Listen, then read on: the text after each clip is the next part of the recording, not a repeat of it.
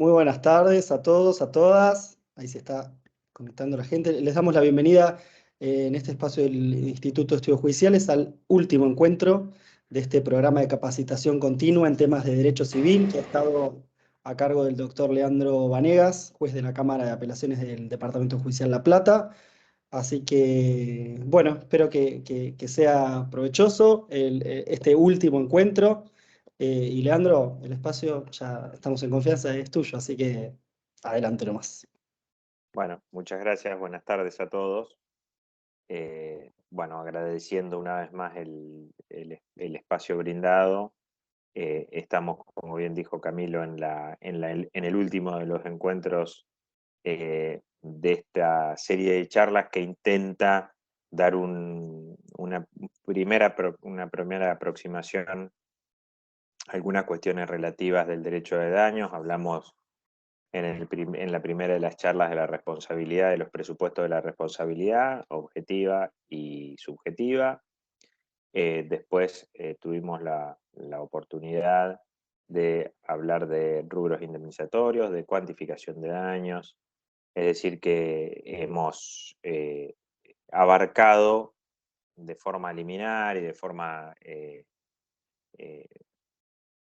como a modo de arranque todas estas cuestiones relativas a la responsabilidad civil. Como les digo siempre, por supuesto, que esto es un modo de arrancar para que después, tanto ustedes como nosotros, como todos, podamos ir profundizando en algunas cuestiones que tienen que ver con uno de estos puntos. Digamos, hoy la charla que tenemos va a hablar sobre las distintas cuestiones relativas a la cuantificación de daños, cuestión que cada una de las cosas que yo le voy a decir, hay libros y fallos numerosísimos escritos y cosas dichas y presupuesto de aplicación que es bueno profundizar, pero siempre me parece valioso que podamos tener un approach o un ingreso a esta temática que es muy amplia, que tiene muchas cuestiones para ahondar, muchas cuestiones para debatir,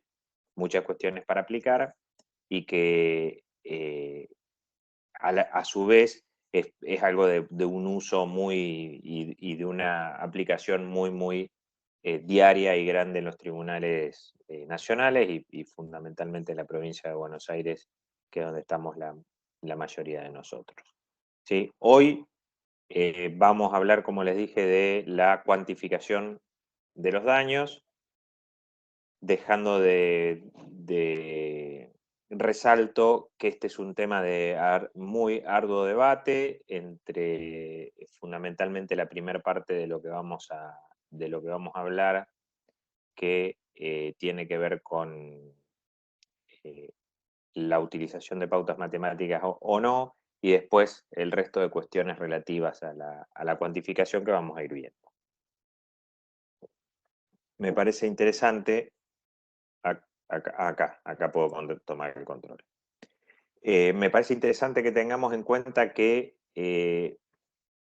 es muy importante en un proceso judicial, en el ámbito civil y comercial, el poder desarrollar los hechos correctamente, fundar en derecho, hacer una presentación y un reclamo prolijo y contundente a la hora de ingresar en tribunales, pero no debemos olvidar de modo alguno la cuantificación, es decir, qué voy a pedir y cómo voy a pedir. Muy importante, si recuerdan quienes estuvieron en el encuentro anterior, bueno, ¿qué pido y cómo lo pido? ¿Sí? Vimos el otro día. Ahora le vamos a agregar qué pido, cómo lo pido y cuánto pido o cuánto puedo esperar, ¿sí? Que es un problema que se va a dar muy frecuentemente en tribunales y también se va a dar en el ejercicio de la profesión liberal cuando un cliente va a un abogado y le dice, por ejemplo, tuve un accidente de tránsito, ¿cuánto puedo reclamar? ¿Sí? Por determinadas dolencias, por determinadas incapacidades y esas cuestiones. Acuérdense que la semana pasada estuvimos viendo todo lo relativo a el qué y cómo pedir. Si se acuerdan, que hablábamos del daño patrimonial y el extrapatrimonial. Dentro del patrimonial, que el daño podía tener distintas derivaciones, siempre dentro de un único rubro patrimonial, digamos, que pueden ser la incapacidad sobreviniente, el daño psicológico, el daño estético, el lucro cesante, la pérdida de chance, los daños materiales, los gastos médicos y farmacológicos, los patrimoniales por un lado y por el otro lado los daños extrapatrimoniales, fundamentalmente el daño moral. Bueno, ya vimos todo eso la semana pasada, esta semana vamos a ver de qué se trata la cuantificación y cuánto podemos pedir. En principio, a partir de la sanción del Código Civil y Comercial, el artículo 1746 dispuso algo que antes el Código Civil no había consagrado, el Código Civil de Vélez y su reforma no habían consagrado, que estaba discutido en doctrina, que estaba discutido en jurisprudencia, pero que no estaba normativizado, que es la utilización de fórmulas matemáticas, ¿sí? El artículo 1746, que ahora lo vamos a ver, tiene la fijación de esta pauta circunscripta a las lesiones o incapacidad física o psíquica de modo taxativo, cuestión por la cual la utilización de pautas matemáticas va a circunscribir su aplicación a estos extremos, ¿sí? Indemnización por lesiones o incapacidad física, indemnizaciones por lesiones o incapacidad psíquica, y nada más que eso, ¿sí? Como les dije, en el Código de Vélez antes no había norma al respecto. Se me fue. El artículo 1746. En caso de lesiones, este es el articulado, en caso de lesiones o incapacidad permanente, física o psíquica, total o parcial, la indemnización debe ser evaluada mediante la determinación de un capital, de tal modo que sus rentas cubran la disminución de la aptitud del damnificado para realizar actividades productivas o económicamente valorables y que se agote al término del plazo en que razonablemente pudo continuar realizando tales actividades.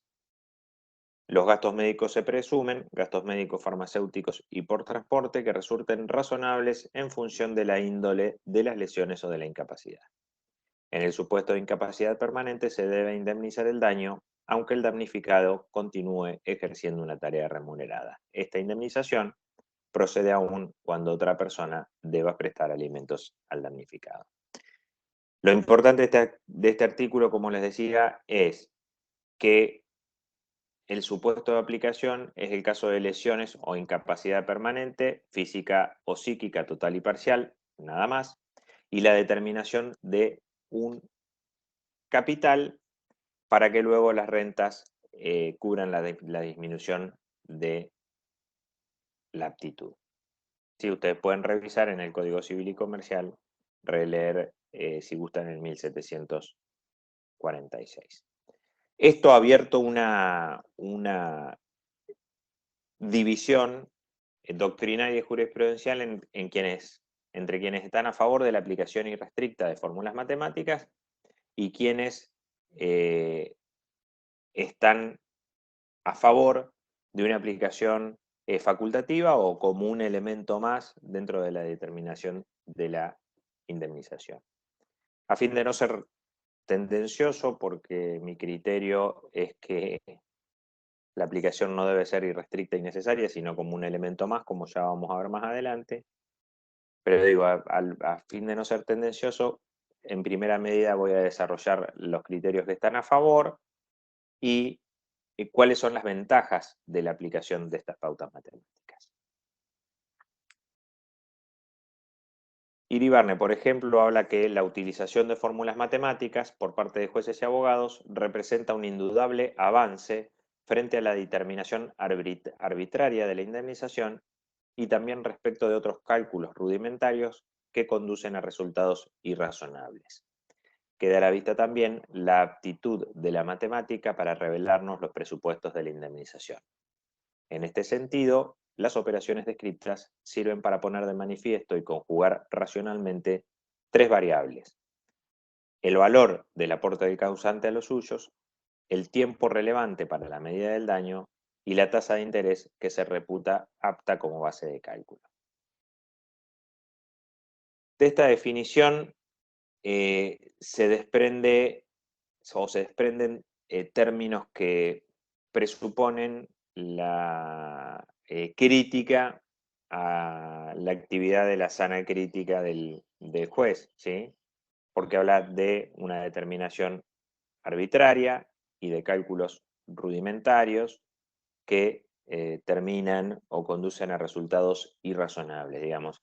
Es una definición que está cargada, digamos, de una opinión negativa respecto de la fijación judicial de la indemnización sin la utilización de pautas matemáticas, y que da una defensa y un valor a la aplicación de este tipo de cuentas muy, muy grande. Otra opinión a favor la vamos a encontrar en el autor Axiarri, que además desarrolló una fórmula, una pauta matemática que lleva su propio nombre, y que en este aspecto nosotros no vamos a ahondar porque se trata de pautas que las pueden sacar de cualquier página, de cualquier blog en donde se publique cómo se compone esa fórmula matemática. Pero sí vamos a sentar la postura que tienen estos autores. Axiarri dice: cuando se trata de cuantificar conceptos tan elusivos como las consecuencias patrimoniales de la incapacidad para generar ingresos, las opciones reales no son sino rudimentarias aproximaciones a algún objetivo considerado justo y valioso. Ninguna posibilidad perfecta e inobjetable, desgraciadamente, nos está disponible. Pero esta imperfección no hace a todos los razonamientos ni a todos los procedimientos iguales.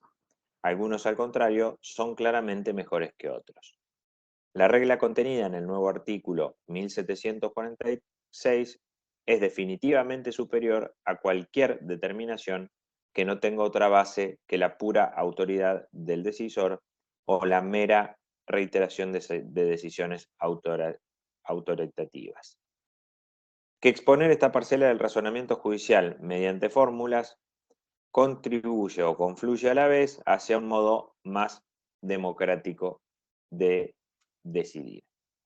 De nuevo, esta postura, que también está a favor de la aplicación irrestricta de las fórmulas matemáticas, critica la ponderación del juez y pone a las matemáticas en un lugar de transparencia superior al mero arbitrio judicial.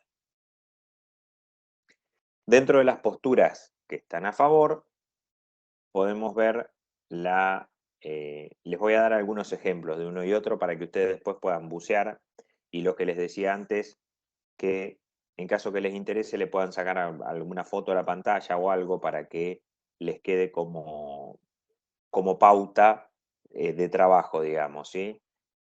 Una posición y la otra, y van a encontrar, en los fallos que yo les cito, van a encontrar en todos ellos desarrollos muy interesantes sobre una postura y sobre otra.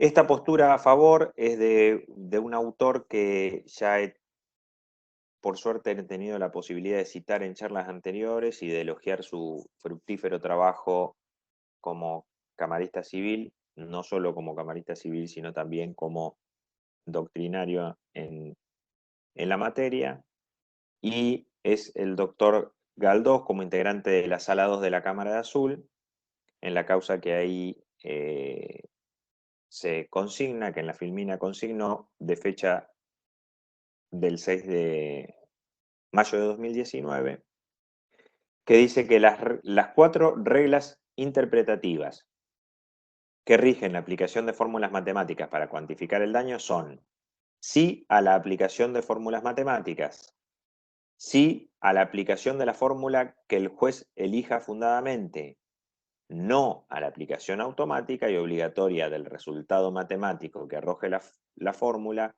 y sí al arbitrio judicial para ponderar y evaluar la integridad del daño conforme a la singularidad del caso. Este extracto simplifica la opinión a favor de la, o explica de forma más sucinta, no simplifica la postura a favor de la aplicación de pautas matemáticas. Digamos, no deja a razón ni duda alguna de que sí se está a favor de la aplicación de las fórmulas matemáticas, pero del mismo modo dice que el juez puede elegir fundadamente qué pauta matemática va a elegir.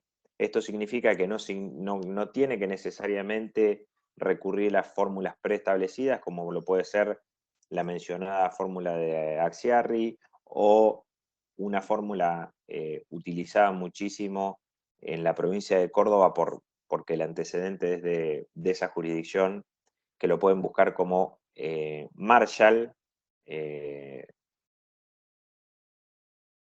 pauta matemática Marshall, si la buscan la van a encontrar, o cualquier otra, sino que el juez está en el juez decidir cuál de ellas aplicar, el que decide aplicarlas. En Necochea, un fallo también del 2019, en este caso de febrero, en la carátula de Amico Nicolás con Grupo Logístico Andriani y otros, un daños y perjuicios, votos de los doctores Isin, Loiza y Capalvo, que dice que las fórmulas matemáticas son útiles para no fugarse, ni por demasía ni por escasez, del área de la realidad y para brindar, cuanto menos, un piso de marcha apisonado por la razonabilidad y objetividad que pueden extraer de estos cálculos y sobre el cual caminar por todo el haz de pautas restantes hacia o hasta la tarifación buscada. Esto significa que la Cámara en Necochea también está a favor de la aplicación de pautas matemáticas para la fijación de la incapacidad total o parcial, física o psíquica.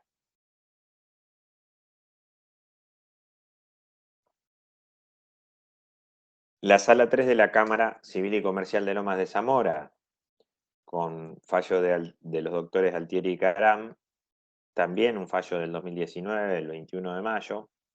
Ustedes van a ver que son todos fallos medianamente temporales porque la sanción de la ley fue en el año 2015 y recién después de allí esta discusión va a tomar mayor entidad, sin perjuicio de que, como vamos a ver más adelante, estas cuestiones ya estaban debatidas antes de la sanción de la nueva normativa. En este fallo que les traigo de la Sala Tercera de la Cámara de Lomas de Zamora, habla que el artículo 1746 ha incorporado una sustancial innovación, pues establece el deber de aplicar fórmulas matemáticas que permitan calcular el valor presente de una renta futura no perpetua. Lo que se procura con dicha aplicación es efectuar una proyección razonable, sin visos de exactitud absoluta, que tienda a aquello que regularmente sucede en la generalidad de los casos, conforme el curso ordinario de las cosas, pues de esta perspectiva, las matemáticas y las estadísticas pueden brindar herramientas útiles que el juzgador en modo alguno puede desdeñar. Todo ello conforme al principio de estatus constitucional de la reparación integral, que deja establecido que la indemnización debe poner a la víctima en la misma situación que tenía antes del hecho dañoso. Como les dije, quienes están a favor de las pautas matemáticas, a partir del 1746, también aceptan que el juez puede seleccionar de modo fundado cuál fórmula aplicará. Es decir, establece una fórmula matemática, dice por qué va a usar específicamente esa fórmula matemática y la aplica. Algunas de las fórmulas matemáticas preestablecidas pueden ser la de Exarry, la de Marshall, como les dije, o la de Buoto Méndez, que determinaba cuestiones relativas a indemnizaciones laborales. Importante, ¿sí?, insistir sobre esta cuestión, que el juez puede seleccionar fundadamente qué fórmula aplicará, es decir, que no tiene la obligación de aplicar tal o cual fórmula, ni que en tribunales esté más aceptada una fórmula que la otra. Estas pautas matemáticas generalmente tienen una estructura, ¿sí?, en las cuales se determina un capital para que las rentas cubran la disminución de la aptitud del damnificado para realizar actividades productivas o económicas valorables, y que se agote al término del plazo en que razonablemente pudo continuar realizando tales actividades.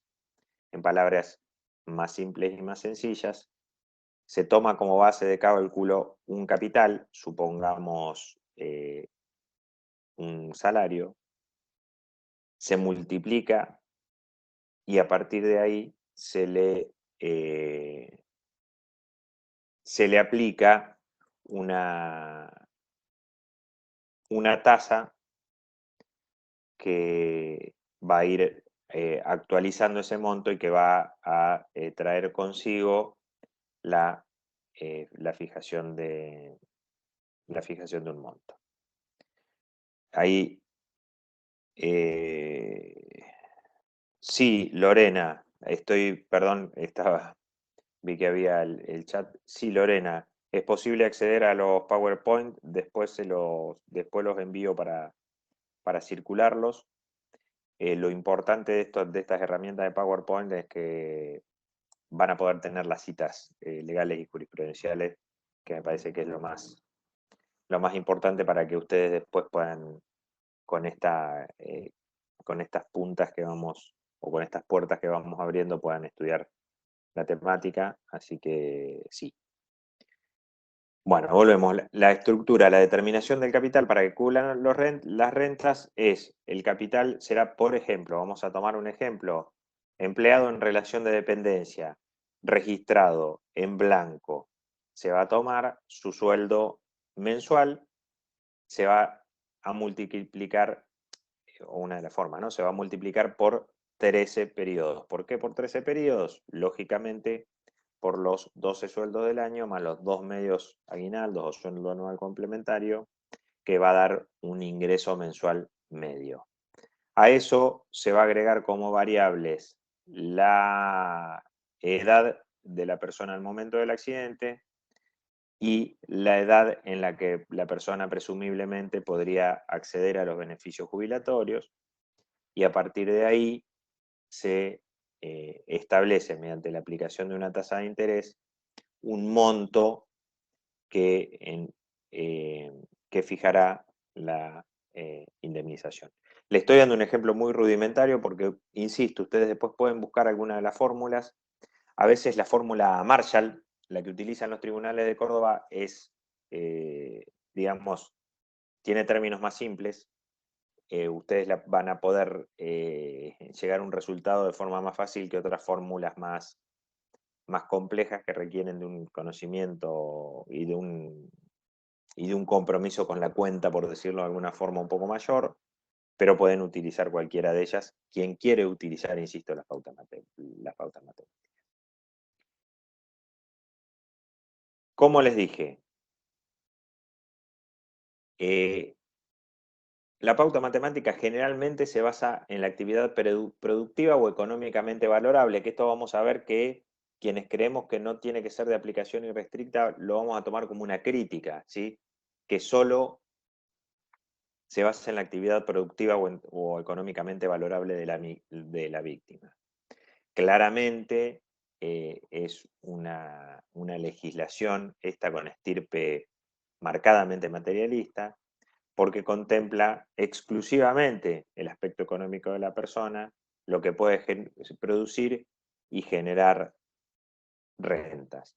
Esto conforme, les hago la cita doctrinaria, el profesor Jorge Alterini en su código comentado en el tomo 8 van a poder ver el desarrollo adecuadamente, pero obviamente la utilización de pautas matemáticas va a tener un claro estirpe materialista y se va a circunscribir al aspecto económico de la persona o de las posibilidades económicas de la persona. Al basarse en una actividad productiva económicamente valorable, vamos a tener algunas certidumbres y otros inconvenientes. En la relación de dependencia, como les dije, es fácil. Relación de dependencia en blanco, 13 sueldos y se multiplica y ya tenemos una forma de arrancar. Ahora, cuando el trabajador es independiente, bueno, hay que basarse mucho en la prueba de las ganancias producidas anteriormente para poder sacar una base de cálculo. Y a veces si el trabajo del trabajador independiente era informal o no registrado, o tenía parte de su actividad informal, digamos, y no estaba dentro del mercado formal de trabajo ni del comercio, bueno, eso va a generar un inconveniente importante.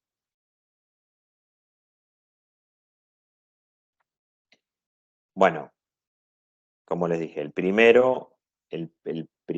primera dirección es que se basa en una actividad productiva o económicamente valorable. El segundo de los términos es la determinación del plazo por el que no pudo realizar la actividad. Otra vez vamos a tener la tesis marcadamente economicista versus la tesis integral. La tesis economicista habla de que la edad reproductiva será la establecida para la jubilación, y esa base de cálculo que hablábamos de 13 salarios multiplicado por una tasa se va a poner como límite los 65 años para el varón y los 60 años para las mujeres que disponen las leyes jubilatorias. Ahora, hay una tesis integral, que es la que escucha o plasma lo dicho por la Organización Mundial de la Salud, que dispone una expectativa de vida de 73 años promedio para los hombres y de 77 años promedio para las mujeres.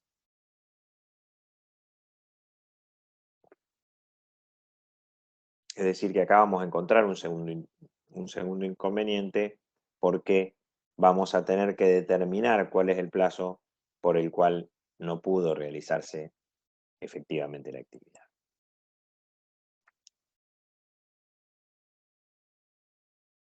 Esto que viene es muy importante y no solo para las pautas matemáticas, sino para todo. Grado y tipo de incapacidad, porque hablamos de la fijación del salario, hablamos de la cantidad de tiempo, ¿sí?, que la persona no puede ejercer su actividad económica o lo hace en menor medida. Y el tercer dato es el grado y tipo de incapacidad de la persona. Tiene que ser una incapacidad de tipo parcial y también debe ser de tipo permanente. Recuerden que ya hemos hablado que si la incapacidad es de carácter parcial, no será tildada como una incapacidad del tipo o un menoscabo del tipo patrimonial, sino que será considerado como extrapatrimonial e indemnizable mediante el otorgamiento del daño moral. Ahora, hay muchas veces, en este caso, como el 1746 lo dice, por pautas matemáticas se va a indemnizar la incapacidad física y la psíquica, pero podría haber o podrían darse incapacidades múltiples de las cuales tendríamos que sacar las mismas cuentas que yo les estoy mostrando ahora. Hay demandas que lo piden así y hay jueces que lo aplican así, que hay incapacidades independientemente fijadas, ¿sí?, dentro del daño patrimonial. En este caso se puede determinar la incapacidad física por un lado y la psíquica por el otro, ¿sí? Ahora, supongamos que alguien se hace una pericia traumatológica y una psicológica mediante la cual la incapacidad traumatológica del 20 es del 60% y la psíquica es del 20%.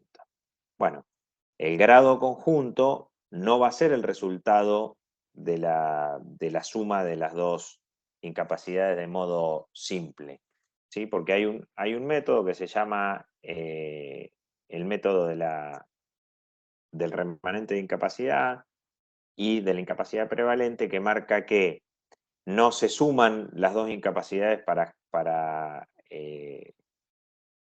tomar el total, sino que se toma la incapacidad prevalente, digamos la que el juez considere más importante, y sobre ese remanente de incapacidad se aplica el porcentual de la segunda de las incapacidades, ¿sí? Es decir, en este caso tenemos incapacidad física del 60 y del 20, ¿qué tiene que hacer el juez? Tomar la incapacidad física como la prevalente y que sea ese 60%. ¿Qué es lo que pasa? A ver si la tenemos, ahí está, en la próxima presentación, con el método de las incapacidades múltiples. Tenés 60 de física, 40% de capacidad psicológica, se va a determinar la prevalente en el 60% de la física, y sobre el remanente de capacidad, el 40% restante, para llegar a 100, se aplica el 20% siguiente, ¿sí? Que era la incapacidad psicológica. Con lo cual, el 20% de 40 es 8, y sería un 8% más lo que daría la cuenta total del porcentual a indemnizar en 68%. Acá está equivocado cuando pongo 60% de incapacidad física.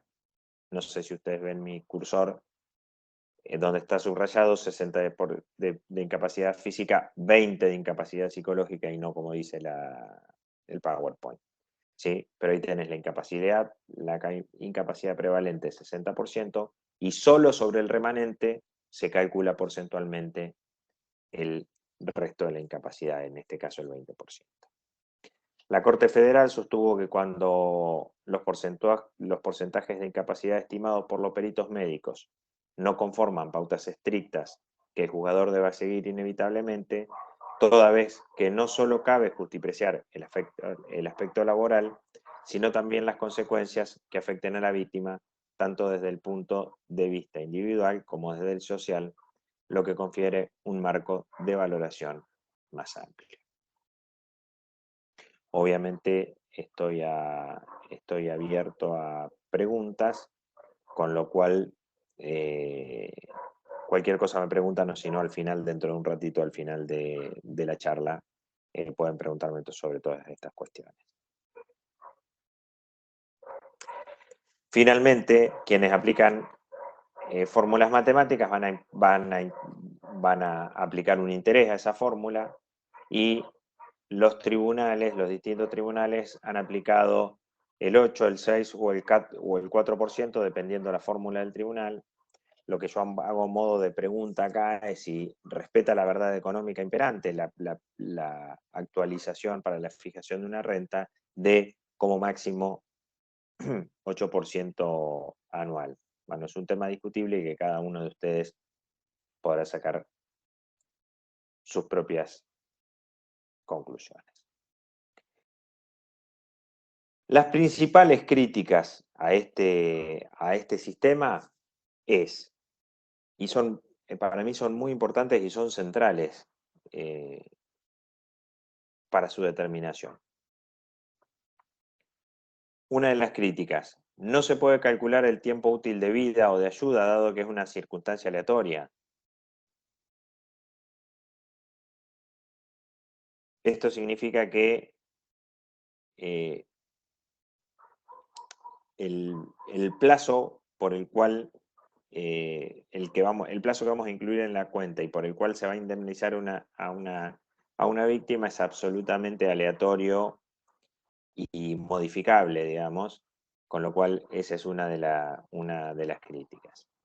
La segunda de las críticas es que es menester ponderar otras variables excluidas por el método matemático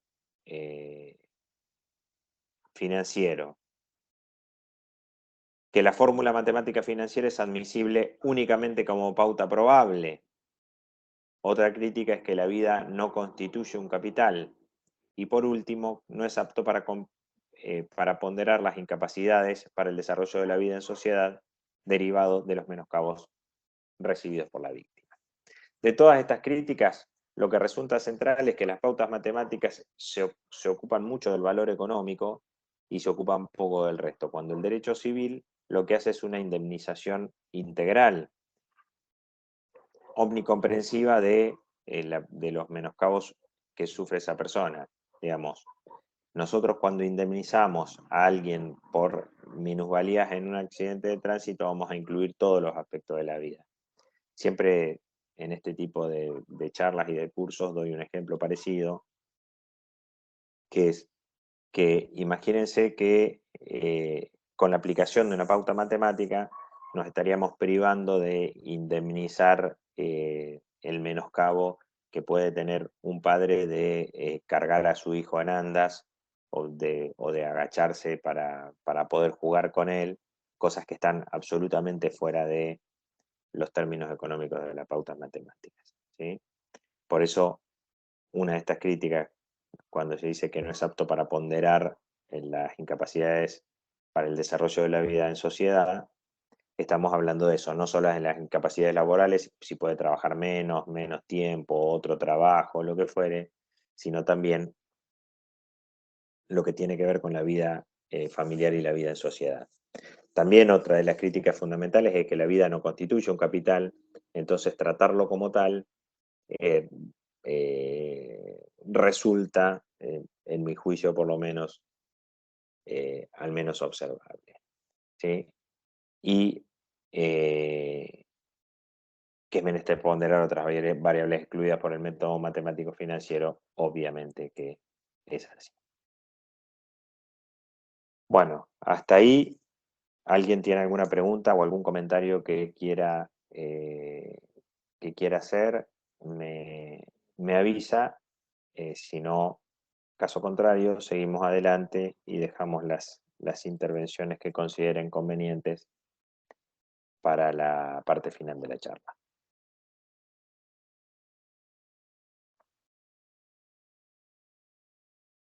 Bueno, seguimos adelante. Entonces. Ya desarrollamos todo lo que tiene que ver con las pautas matemáticas como una de aplicación restricta o como de aplicación obligatoria.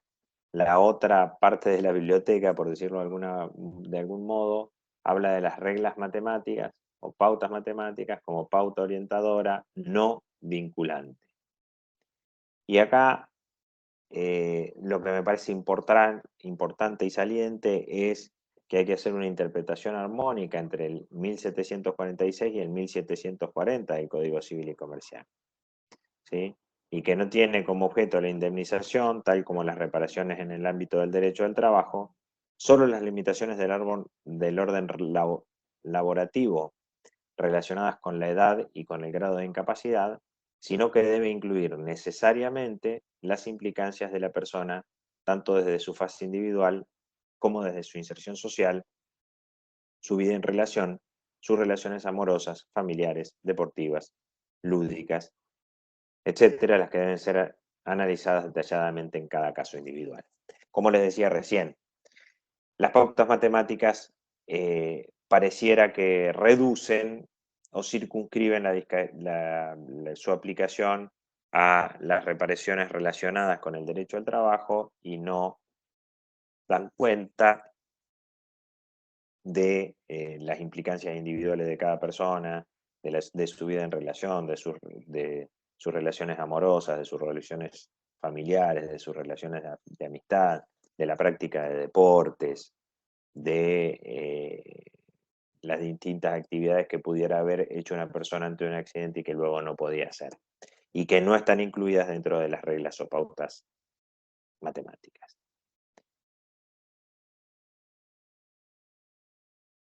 Por eso también estamos hablando de que la indemnización exige una reparación plena, que las pautas matemáticas per se no podrían cumplir, y la restitución de la situación del damnificado al estado anterior al hecho dañoso, sea por el pago en dinero o bien por el pago en especies. Acuérdense, la principal crítica y la primera de las críticas entonces que se hacen a las pautas matemáticas estrictas es la necesidad de conjugar el 1740 con el 1746 del Código Civil e indemnizar de ese modo con pautas más elásticas. Al respecto, el doctor Petigiani, en una opinión personal, digamos, que no forma parte del decisorio, pero sí una opinión personal brindada en un fallo del año 2021, del 26 de febrero, en la causa 121.614,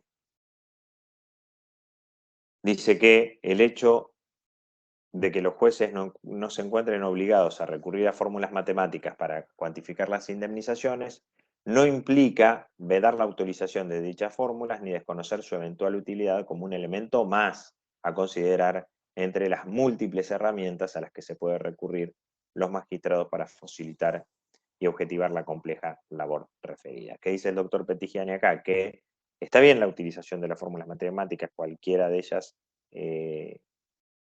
sea, pero que tiene que ser un elemento más y no central al considerar entre las múltiples herramientas que puede tener el juzgador para establecer una cuantificación, una fijación de una indemnización ajustada de derecho. Por su parte, el doctor De Lázari, primero en una opinión personal en un fallo del 2018 en Castelli contra Banco Galicia, y luego con un voto sin disidencia de su autoría en el año 2015, habla que para la determinación de la indemnización es útil recurrir a fórmulas matemáticas financiera o actuarial, como son aquellas contenidas en la tabla de armonizaciones vencidas, de amortizaciones vencidas a interés compuesto y de uso habitual en los tribunales de trabajo. Ello ofrece como ventajas algún criterio rector más o menos confiable, cierto piso de marcha al formular o contestar reclamos, o el aventamiento de la inequidad, la inseguridad o la incerteza.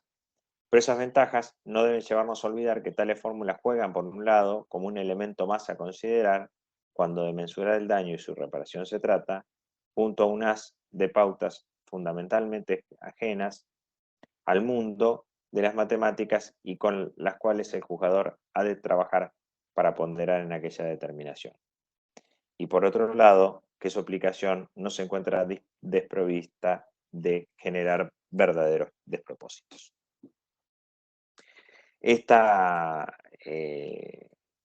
formulación efectuada por el doctor De Lázari, como ven ustedes, es del año 2015, el voto sin disidencias previo a la sanción del nuevo Código Civil y Comercial, mientras que la opinión personal vertida en el expediente Castelli contra Banco de Galicia y Buenos Aires es ya bajo la vigencia del nuevo código, dado que se trata de una sentencia del 17 de octubre de 2018. Pero acá deja en claro el doctor De Lázari cómo la pauta matemática puede resultar orientadora, pero no debe ser central y como único elemento para determinar la indemnización.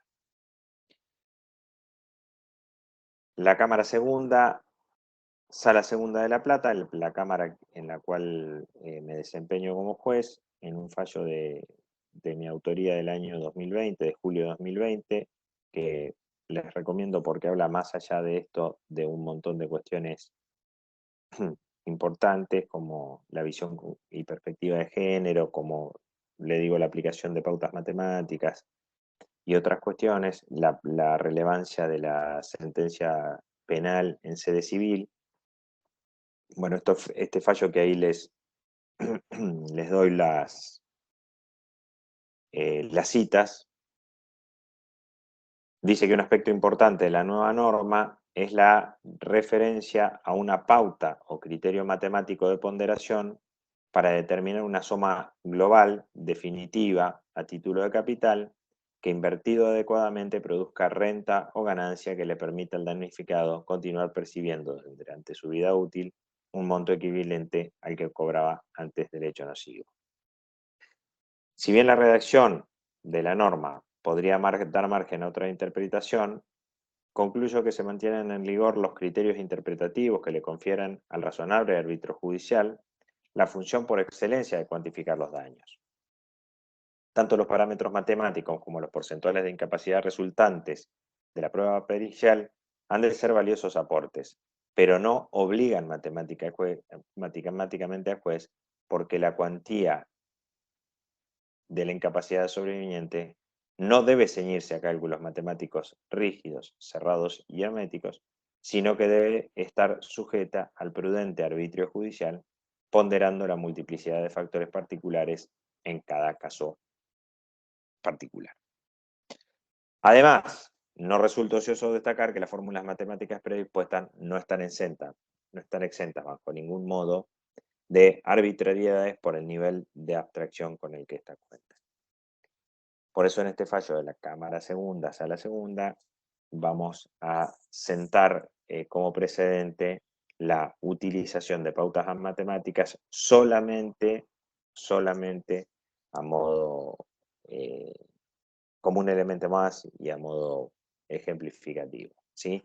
Y lo que consideramos quienes estamos a favor de una pauta más relajada, que no sea obligatoria y que sea establecida como un parámetro más, creemos que no es necesario decir expresamente en la sentencia o que la sentencia diga expresamente cuál es la cuenta o la fórmula que se utilizó.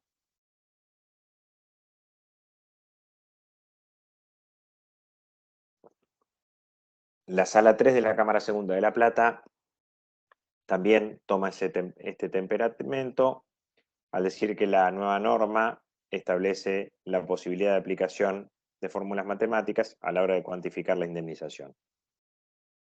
Mas dichas fórmulas solo serán tenidas en cuenta como un elemento más a considerar junto a una serie de pautas fundamentales ajenas al mundo de las matemáticas, pues como bien lo señala el distinguido colega doctor Roncoroni, su aplicación desprovista de prudencia puede llevar a verdaderos despropósitos. En efecto, la norma mantiene en vigencia los criterios interpretativos que permiten a los jueces cuantificar los daños mediante su prudente arbitrio.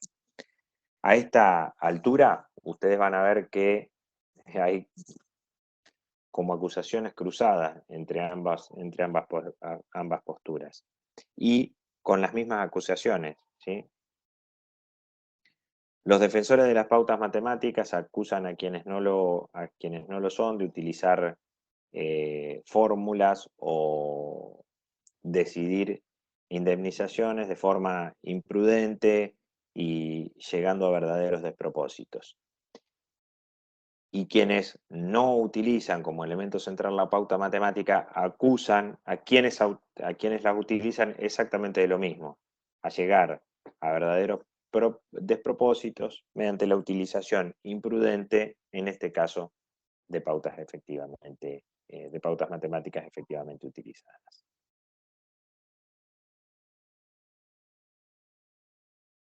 Bueno, hasta ahí tenemos las dos grandes posturas de la cuantificación de daño. Recuerden, físico o psíquico, a quien le resulta absolutamente necesario la aplicación de pautas matemáticas y a quien lo puede tener como una pauta interpretativa más. Ustedes me preguntarán que en caso de que no quiera, creo que era una de las preguntas de la semana pasada, en caso de que no quiera utilizar una pauta matemática predispuesta, y que tenga interés en cuantificar el daño en una demanda civil, ¿cómo hago? Bueno, el 1746 también lo dice, ¿sí?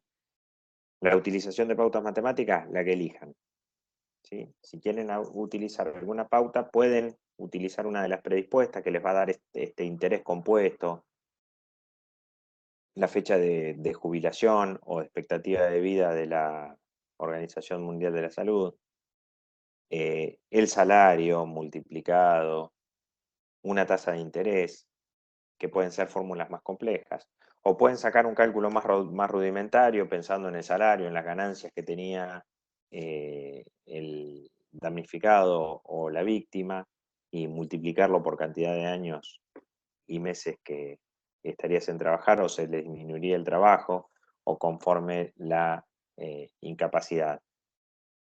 Es decir, a la hora de pedir una incapacidad, la idea es que puedan cuantificarlo a conciencia, pero no es necesario tampoco que quienes piden una demanda, una indemnización, lo hagan conforme la utilización de pautas matemáticas, ni siquiera tienen que exponerlas a las pautas matemáticas. Bueno, además, las pautas matemáticas, como les dije, en incapacidad física o psicológica. Pero después vamos también a tener el problema de la fijación del lucro cesante, de la pérdida de chance, de los gastos médicos, del daño moral. Bueno, en estos casos, el lucro cesante, recuerden como les dije la clase o la charla anterior, tienen que tener prueba fehaciente esto, digamos. Si yo quiero reclamar que perdí de ganar X cantidad de dinero, tengo que comprobar por qué perdí esa posibilidad de ganar y cuánto venía ganando antes para ver si es razonable el pedido que hago de acá al futuro, ¿sí? La sola sospecha de la pérdida o la falta de prueba sobre la pérdida va a hacer que el lucro cesante no sea procedente. En este ejemplo, supongamos un peluquero choca y se daña una mano con la cual utilizaba para ejercer su trabajo y está 3 meses sin poder trabajar. Bueno, basta con la acreditación de una licencia por 3 meses o de un certificado médico o de una historia clínica que acredite que durante 3 meses no podía trabajar. No, va a tener que acreditar que trabajaba de peluquero antes, cuánto facturó antes y cuánto dejó de ganar, ¿sí? Para otorgarle alguna lógica. ¿Cuál sería la prueba interesante? Bueno, primero comprobar que fue en este ejemplo peluquero. En el segundo de los casos, lo que tiene que acreditar es todo lo que facturó y ganó los meses anteriores, y si estos son de forma medianamente uniforme, el lucro cesante puede establecerse mediante la sospecha de que en los meses subsiguientes seguiría teniendo una facturación parecida o similar. Entonces,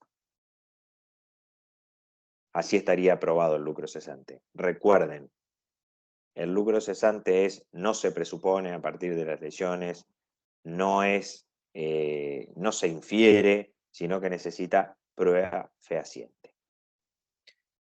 La pérdida de chance, como hablamos la semana pasada, ya no es fehaciente. Lo que sí es fehaciente es la posibilidad de que un acontecimiento incierto suceda. Lo que les contaba la semana pasada, o les daba como ejemplo la semana pasada. Un chico que juega en las inferiores de un club de fútbol de primera división y que ha subido todas las categorías y que tiene marcadas chances de en un futuro jugar en la primera división. Bueno, eso sería una pérdida de chance y podría indemnizarse, pero ya no tiene que contar con el mismo grado de certeza que el lucro cesante, ¿sí? Tiene que ser la pérdida, como el nombre lo dice, de una chance, no de una obviedad ni de una certeza, es solo, ni más ni menos que la pérdida de una chance.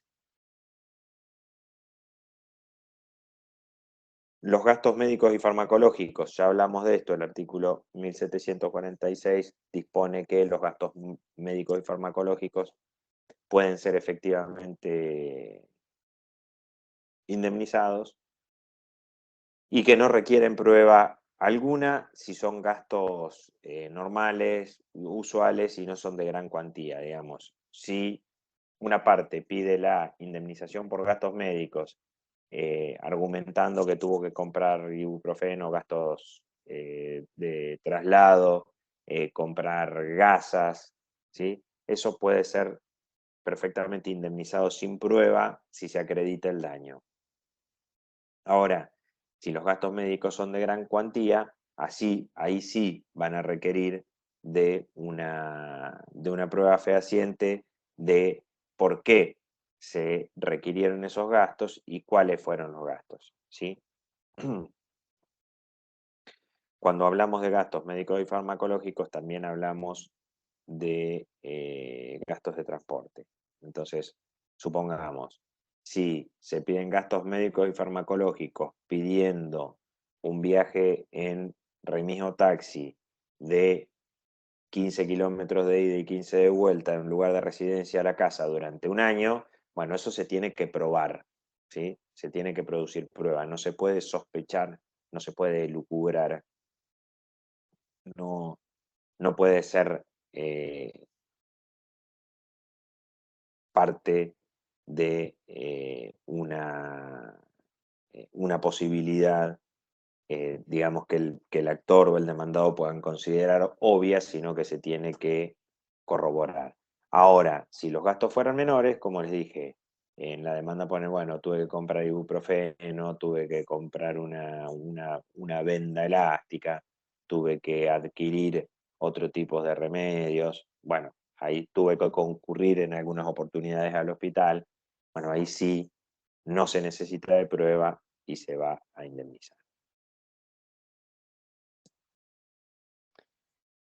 El daño moral, el artículo 1738 y 1741 establece que la obligación de resarcir también los comprende, además de la indemnización por pérdidas e intereses. El responsable del daño debe cubrir el quebranto que supone la privación o disminución de los bienes como la paz, la tranquilidad de espíritu, la libertad individual, la integridad física y en general todo menoscabo a los más sagrados efectos. ¿Sí? El daño moral indemniza el quebranto, disminución de bienes tan personalísimos como la paz, la tranquilidad de espíritu, la libertad, la integridad, ¿sí? Con lo cual van a ser necesariamente daños de carácter extrapatrimonial y no patrimonial, ¿sí? Su fijación o su cuantificación no está sujeta a reglas fijas y para su determinación depende del arbitrio judicial, para lo cual basta la certeza de que ha existido sin que sea necesaria otra precisión y no se requiere de prueba específica cuando ha de tenérselo por demostrado por el solo hecho de la acción antijurídica y es el responsable del hecho dañoso a quien le incumbe acreditar la existencia de una situación objetiva que excluya la posibilidad de un daño moral. Así que la cuantificación del daño moral no está sujeto bajo ningún punto a reglas fijas. Bueno, después tienen que tener en cuenta, y ya con esto vamos finalizando y dejo abierto a cualquier comentario o observación que quieran hacer, es que piensen en la evaluación de la indemnización en valores actuales o históricos, ¿sí? Se puede evaluar a valores históricos al momento del accidente o se puede evaluar a valores actuales al momento del dictado de la sentencia, lo que va a determinar claramente un cambio en la tasa de tasa de actualización. En el caso de que se haya fijado valores actuales, se va a establecer un interés puro del 6% anual de la fecha del accidente hasta el momento de la sentencia y de ahí en adelante la tasa pasiva más alta. En caso de que sea valores históricos, se va a aplicar la tasa pasiva de modo permanente. Acá está. Los fallos que hablan de la tasa del 6% anual ante valores actuales son Vera, Juan Carlos contra Provincia de Buenos Aires, Inidera contra Provincia de Buenos Aires, 2 causas emanadas de nuestra Suprema Corte, que en cualquier lugar o sitio de internet la pueden buscar, ponen causas Vera y Nidera y les va a salir inmediatamente, mientras que a valores históricos, el fallo Cabrera, y hay otro fallo más, a todos de la Corte, Cabrera Pablo David, y otro que es Trofe, con 2F, que determina que los intereses se deben calcular a la tasa pasiva cuando es a valores históricos, pero la tasa pasiva más alta, que actualmente es la denominada tasa pasiva VIP o tasa pasiva del home banking, que les va a otorgar un monto de interés y de retorno más grande que el resto de las tasas. Bueno, ese es un pantallazo general de o sobre cuantificación de daños. Quedo a disposición de alguna pregunta, de algún comentario que quieran efectuar en relación a esto o en relación a lo hecho y lo charlado en las clases anteriores, con el objeto de, si a alguno de ustedes le parece, despejar alguna duda, ¿sí? Así que quedo a disposición, levantan la mano, levantan la mano mediante la plataforma o escriben por el chat y hacemos las intervenciones pertinentes, ¿sí? No sé si por ahí andan Camilo o Fernando, que me puedan avisar ante alguna consulta. Hola, Leandro, quedé yo. Sí. Eh, ¿Qué tal? sí, ¿cómo andás? ¿Cómo No andás? sé si pareciera que no, en el chat no hay nada, ninguna Bueno, consulta y ninguna mano levantada, pero quien quiera puede, incluso están todos habilitados para abrir los micrófonos, cualquier consulta. bueno, esperamos un segundo más. Si no hay preguntas al respecto, ya les agradezco a todos por la presencia.